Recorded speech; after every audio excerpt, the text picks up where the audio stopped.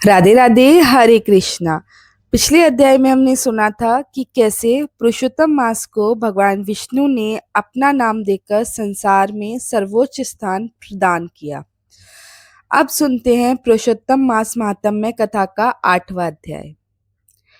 नैमिषारण्य में बैठे ऋषियों ने सूत जी से पूछा, हे सूत जी, जब भगवान विष्णु अधिक मास को अपने साथ वैकुंठ ले आए तब आगे क्या हुआ? सूत जी बोले, हे मुनियों, यही प्रश्न एक बार देवर्षि नारद ने भी भगवान नारायण से किया था। तब भगवान नारायण ने कहा, हे नारद, भगवान विष्णु अधिक मास को अपने साथ वैकुंठ ले आए और उसे अपने समीप स्थान दिया। उसी क्षण वह अधिक मास, जो पहले अपमानित और तिरस्कृत था, सभी महीनों में श्रेष्ठ बन गया। तभी से वह पुरुषोत्तम मास के नाम से प्रसिद्ध हुआ। इसके बाद भगवान श्री कृष्ण ने पांडवों की ओर देखकर कहा, हे युधिष्ठिर, ऐसा प्रतीत होता है कि वनवास के समय तुम लोगों ने पुरुषोत्तम मास का आदर नहीं किया। इसी कारण तुम्हें इतने दुख, भय और कष्ट सहने पड़े।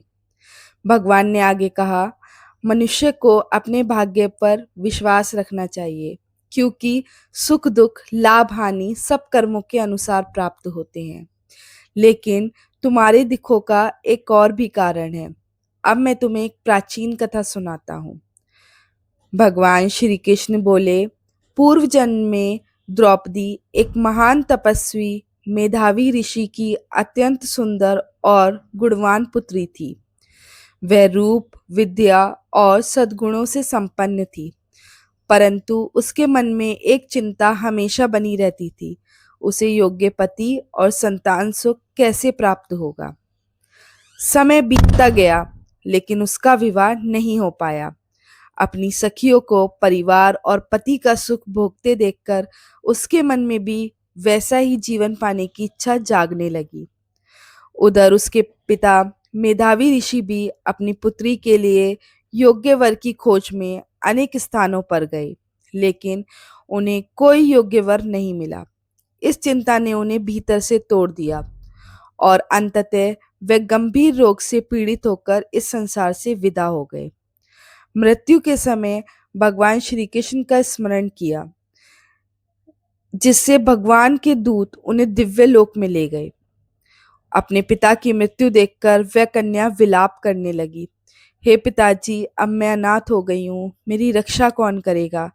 वह अपने पिता के शरीर को गोद में लेकर फूट फूट कर रोने लगी। उसका करुण विलाप सुनकर आसपास के मुनि वहां आए। उन्होंने विधि पूर्वक मेधावी ऋषि का अंतिम संस्कार किया और उस कन्या को समझाकर अपने आश्रम लौट गए। अब वह कन्या अकेली उसी वन में रहने लगी। पिता के वियोग का दुख उसे हर पल सताता रहता था। वह न ठीक से भोजन कर पाती थी, ना ही मन को शांत रख पाती थी।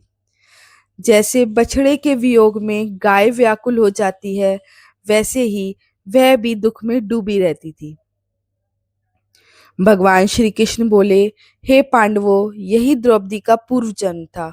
उसके जीवन के दुख उसके पूर्व कर्मों से जुड़े हुए थे। आगे चलकर पुरुषोत्तम मास का प्रभाव ही उसके जीवन में सुख और कल्याण का कारण बना। तो भक्तों, ये थी पुरुषोत्तम मास महात्म्य कथा के 8वें अध्याय की कथा। अब आगे के अध्याय में जानेंगे कि द्रौपदी के जीवन में आगे क्या हुआ और कैसे पुरुषोत्तम मास की महिमा ने उसके भाग्य को बदल दिया। अगर आपको ये वीडियो पसंद आई हो, वीडियो को लाइक और शेयर करें। मिलते हैं अगले अध्याय में। तब तक के लिए राधे राधे।